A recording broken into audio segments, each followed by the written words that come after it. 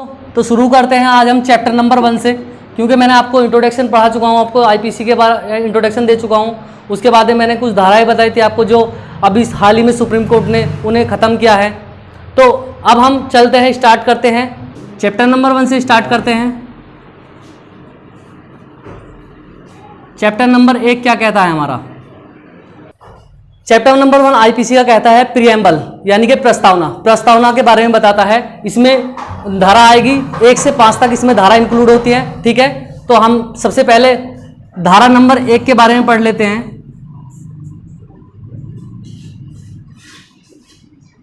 धारा नंबर 1 में क्या है? धारा 1 कहती है संहिता का नाम और विस्तार। ऐसे क्वेश्चन आ सकता है कि भारतीय दंड संहिता का नाम और उसका विस्तार कहां तक है, यानी कि संपूर्ण भारत में आपको पता होगा।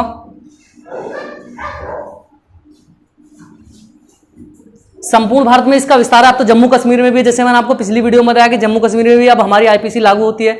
तो अगर आपको क्वेश्चन आए कि संहिता का नाम और विस्तार कौन सी आईपीसी में है, तो आपका आंसर होगा धारा नंबर 1 में। धारा नंबर 1 में संहिता का नाम यानी कि इंडियन पेनल कोड और उसका विस्तार कहां तक है, ये धारा नंबर 1 बताती है। ठीक है दोस्तों, भारतीय नागरिक द्वारा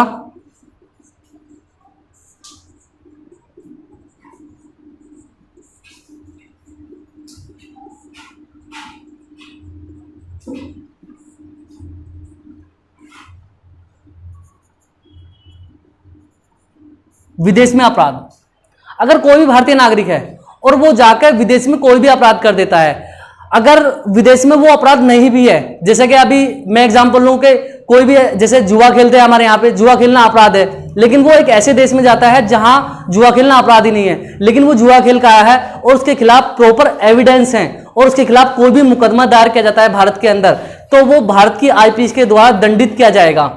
और दंडित कहां किया जाएगा? बात आती है कि कहां किया जाएगा, क्योंकि भारत में तो बहुत सारे कोर्ट्स हैं, सुप्रीम कोर्ट है, हाई कोर्ट है, अलग अलग छोटे छोटे कोर्ट होते हैं, डिस्ट्रिक्ट कोर्ट होते हैं हर जगह। तो दंडित कहां किया जाएगा? तो जहां पर भी वो मुकदमा दायर किया जाएगा, यानी कि जहां पर भी उसे अरेस्ट किया जाएगा भारत के अंदर, जब भी वो भारत में आएगा, वो भारत के अंदर उसको अरेस्ट किया जाएगा, उसी के क्षेत्र में जो भी कोर्ट आएगा उसी कोर्ट में उसके विरुद्ध मुकदमा चलेगा। तो धारा नंबर 3, भारतीय नागरिक द्वारा विदेश में कोई भी अगर अपराध किया जाता है तो उसी अपराध को अगर भारत में वो अपराध माना गया है तो उसी के अकॉर्डिंग, और उसके खिलाफ किसी ने भी आकर उसके पिटीशन दायर की है तो उसके खिलाफ मुकदमा दायर किया जा सकता है। बेशक चाहे वो जहां विदेश में खेल का आया है, जहां विदेश में वो क्राइम करके आया है, वहां चाहे वो क्राइम ना हो, जैसे प्रोस्टिट्यूशन यानी कि वेश्यावृत्ति एक होता है। अगर बहुत सारे देश ऐसे होते हैं जो वेश्यावृत्ति को क्राइम नहीं मानते, लेकिन हमारा भारत मानता है। और अगर वो भारत का नागरिक है और वो कहीं ऐसे देश में गया है जहां वेश्यावृत्ति को कहीं भी इलीगल नहीं माना गया है, लेकिन भारत में इलीगल माना गया है और भारत में उसे मुकदमा दर्ज होता है, तो वो यहाँ आकर उसको पनिशमेंट मिलेगी भारत की आईपीसी के अकॉर्डिंग। तो ये 2 आईपीसी बहुत मोस्ट थी इस चैप्टर में, बस 1 से 5 वाले में 2 ही मोस्ट थी, यही आने के चांसेस है, तो मैंने यही बताया आपको। ठीक है,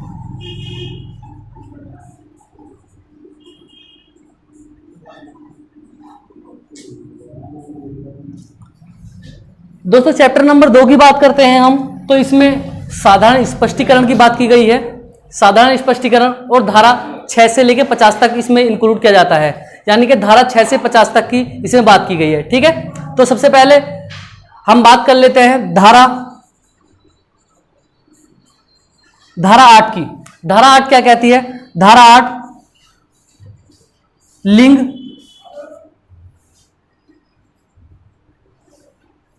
जेंडर के बारे में बताती है हमें। ठीक है, उसके बाद में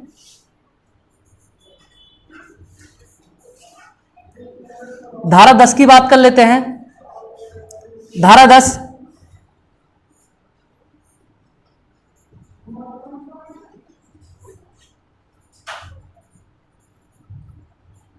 स्त्री और पुरुष की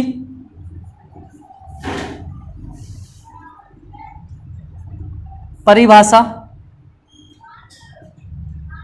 बताता है। स्त्री और पुरुष की परिभाषा दी गई है धारा 10 में। ठीक है, उसके बाद में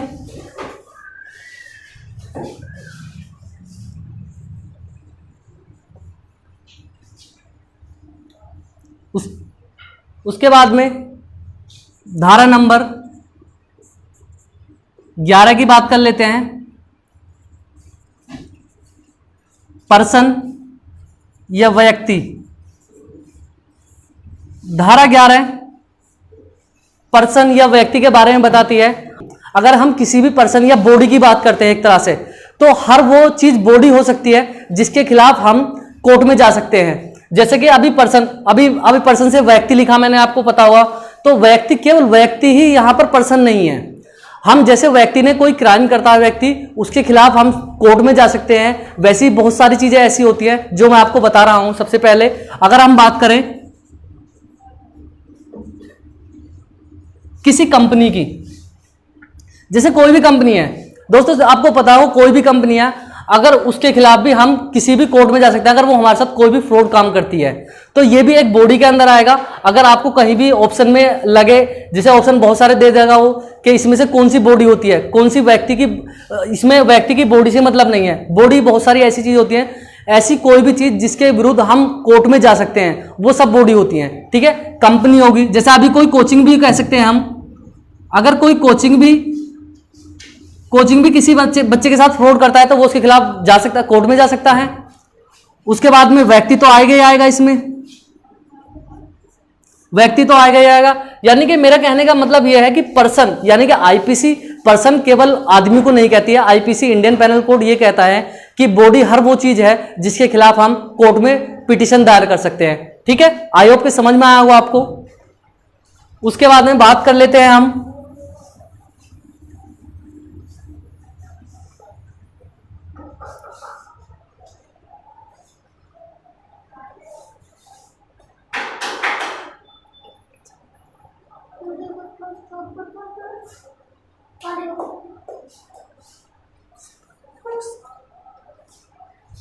उसके बाद में बात कर लेते हैं हम धारा 17 के बारे में। धारा 17 के बारे में बात करेंगे हम। धारा 17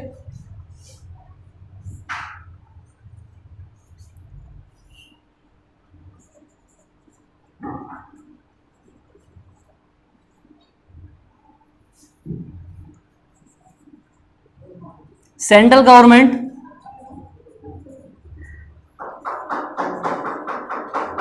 यानी कि केंद्रीय सरकार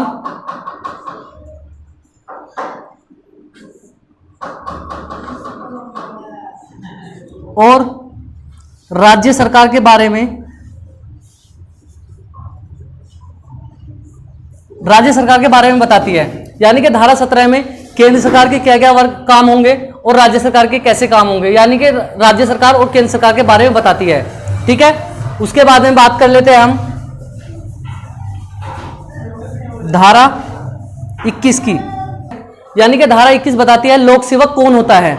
लोक सेवक में, पब्लिक सर्वेंट में अगर हम बात करें, आपको मैं यहां पे लिख रहा हूं, थोड़ा नीचे हो जाएगी, उसमें हमारी तीनों आर्मी फोर्सेस आती हैं, यानी कि एयर फोर्स, तीनों फोर्स आती हैं। एयर फोर्स हो चाहे थल सेना, जल सेना, वायु सेना, तीनों ही सेना आती हैं।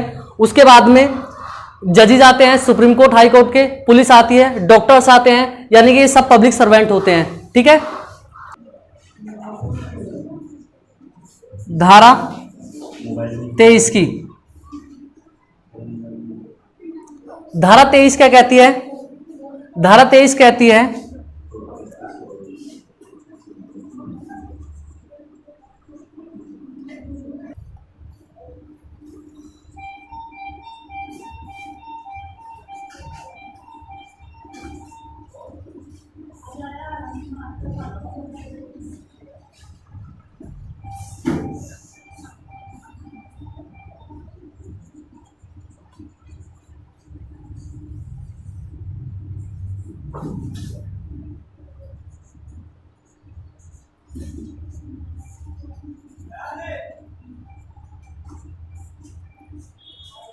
दोस्तों, धारा 23 कहती है रॉन्गफुल गेन और रॉन्गफुल लॉस के बारे में, यानी कि कपटपूर्ण तरीके से कोई लाभ कमाता है या कपटपूर्ण तरीके से किसी को हानि दी जाती है, तो उसके बारे में धारा 23 कहती है रॉन्गफुल गेन और रॉन्गफुल हानि, यानी कि रॉन्गफुल लॉस। तो उसके बारे, दोनों के बारे में बताती है। अगर कोई कपटपूर्ण गलत तरीके से लाभ कमाता है या गलत तरीके से किसी को हानि पहुंचाता है, तो उसके बारे में धारा 23 बताती है।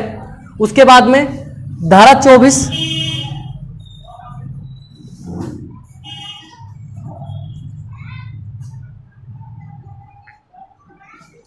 धारा 24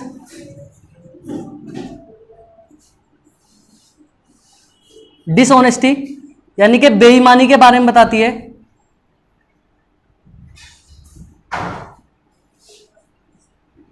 धारा 24 डिसऑनेस्टी बेईमानी के बारे में बताती है। और बेईमानी यानी कि हमारी आईपीसी के अकॉर्डिंग बेईमानी कब सिद्ध होगी?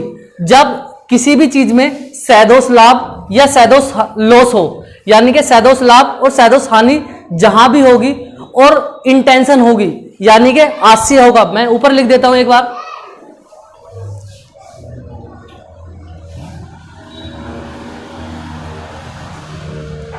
यानी कि बेईमानी में क्या क्या चीज होती है। आईपीसी हमारी ये बताती है कि बेईमानी करने के लिए सैदोष लाभ होना चाहिए, या तो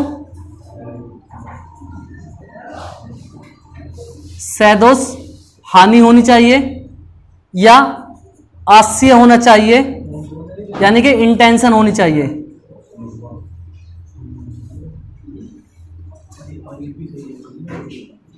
यानी कि इंटेंशन होनी चाहिए।